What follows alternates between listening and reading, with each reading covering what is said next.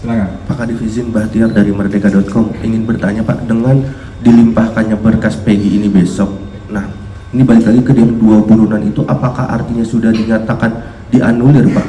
Yang 2 buronan Andi dan Dani itu Pak, hanya menyisakan Peggy dalam kasus ini sebagai otak pelaku, itu yang pertama. Dan yang keduanya terkait dengan ini kan yang bikin bias itu kan banyaknya keterangan-keterangan seperti dari yang tersangka Sakal itu yang bilang nggak kenal Peggy dan lain sebagainya, apakah mereka ini akan kembali diproses terkait keterangan palsu atau tidak? Itu yang kedua. Dan yang ketiga, beredar juga di media sosial itu banyak pertanyaan terkait dengan peran dari ayah Eki, Ibtu Rudiana. Nah, apakah dari Propam baik dari Polda Jabar atau dari Mabes Polri sudah meriksa yang bersangkutan, dan mungkin apa hasilnya gitu? Apakah ada pelanggaran dalam proses penyelidikan di 2016-nya atau seperti apa? Terima kasih. Baik, terima kasih. Yang pertama terkait dengan masalah DPO. Kami pada waktu yang lalu telah menyampaikan kepada teman sekalian bahwa DPO sangat terbuka luas apabila memang ada informasi, ada alat bukti yang menguatkan kepada orang-orang yang disebutkan dalam DPO setelah dia ketetapan pengadilan. Dan polisi tadi sudah membuka hotline seluas-luasnya apabila memang ada yang bisa menguatkan tersebut. Karena dari hasil berita acara yang didalami lebih lanjut kepada para pelaku, mereka tidak menyatakan tentang yang 2 hal tadi, 2 titik tadi. Nah, kalau dari DPO tadi atau dari para terpidana atau para pelaku yang lainnya tidak menyampaikan ataupun tidak menyebutkan secara khusus 2 hal ketika didalami, tidak ada alat bukti yang bisa menguatkan ke sana.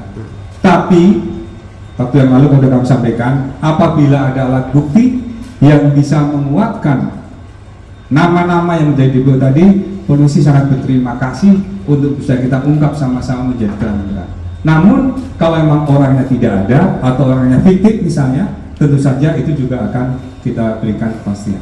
Itu sebagai jawaban yang pertama. Yang kedua, masalah keterangan dari Ananda Sakatatal, karena pada waktu itu dia masih di bawah umur, tentu saja dia bagian dari tersangka. Dia memberikan keterangan yang sebenar-benarnya, itu juga akan membantu dia.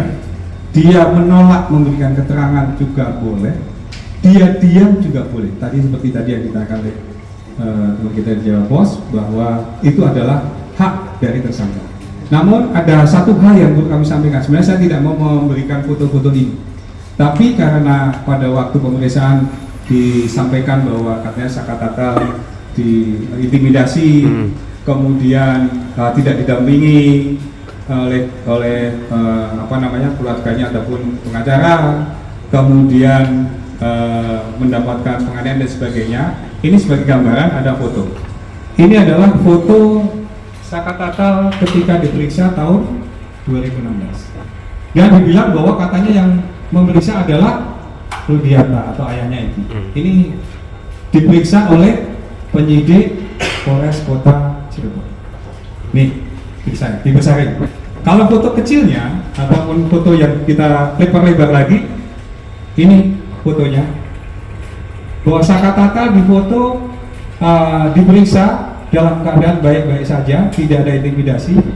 Dan ini didampingin, yang perempuan di depan ini adalah tantenya, kemudian yang pakai jilbab adalah ibunya, kemudian yang belakang laki-laki itu adalah dari Bapas. Bahkan ada keterangan dari Bapas. Ini dari ahli. Dibocorin dikit boleh nggak? Boleh ya? Boleh. Iya.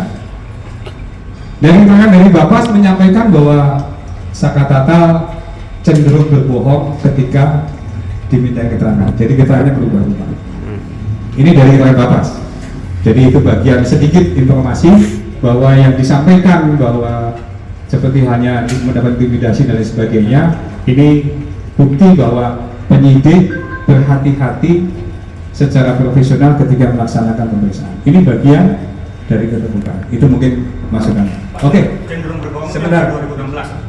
Yang tadi bilang cenderung berbohong, apakah itu pada yang pemeriksaan di 2016? Iya. Jadi pemeriksaan awal. Sekarang perempuan harus diwakili, jangan laki-laki semua. Pak, yang soal Iya. propam itu Pak belum? Ya, Yang propam apakah Ibtu Rudiana itu Pak? Yang soal Ibtu Rudiana apakah biar jelas aja gitu Pak, apakah dia pada saat proses penyelidikan dulu ada pelanggaran atau enggak sih Pak? Soal iya. itu. Untuk tentu saja terkait dengan semua yang terkait kasus ini, baik itu penyidik awal dari Laka Lantas, kemudian ada yang nangani di TKP awal, terus ada Ibtu Rudiana sebagai ayah korban, semuanya sudah diperiksa oleh Propam maupun dari Itwasum, dan sampai dengan saat ini semuanya sesuai dengan ketentuan. Oleh karena itu rumor yang berkembang di luar atau mungkin pendapat atau persepsi boleh, tetapi yang jelas bahwa sekali lagi penyidik melaksanakan pemeriksaan berdasarkan alat bukti yang didapatkan, baik itu keterangan saksi ataupun alat bukti yang lainnya. Sekarang